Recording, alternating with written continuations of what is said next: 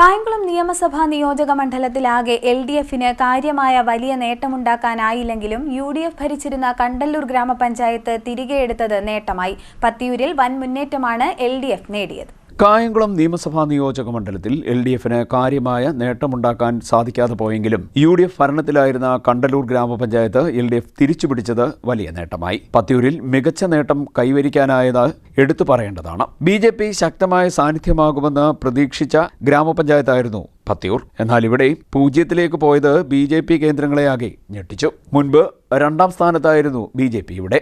ആകെയുള്ള 21 വാർഡുകളിൽ 18 വാർഡുകൾ LDF കരസ്ഥമാക്കിയപ്പോൾ UDFന് ജയിക്കാനായത് 3 വാർഡുകളിലാണ്. അതേസമയം LDF ഭരണത്തിലായിരുന്ന ദേവികുളങ്ങര ഗ്രാമപഞ്ചായത്തിൽ നേരിയ ഭൂരിപക്ഷത്തിലാണ് നിലനിർത്താനായത്. ചെട്ടികുളങ്ങര ഗ്രാമപഞ്ചായത്ത് നിലനിർത്താനായെങ്കിലും സീറ്റുകൾ കുറഞ്ഞിട്ടുണ്ട്. ഇവിടെ ആകെ 22-ൽ LDF 11, UDF 2 എന്നിങ്ങനെയാണ് പോകുന്നത്. എന്നാൽ BJP നില ഭദ്രമാക്കി 8 സീറ്റുകൾ നേടി. ഒരു സ്വതന്ത്രനും ഇവിടെ ജയിച്ചിട്ടുണ്ട്.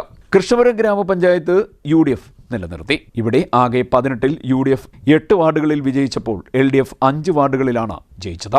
BJP നേതൃത്വം നൽകുന്ന NDA 5 വാർഡുകളും നേടി. LDFനും NDAയ്ക്കും ഒരു സീറ്റ് നില വന്നു എന്നത് ശ്രദ്ധേയമാണ്.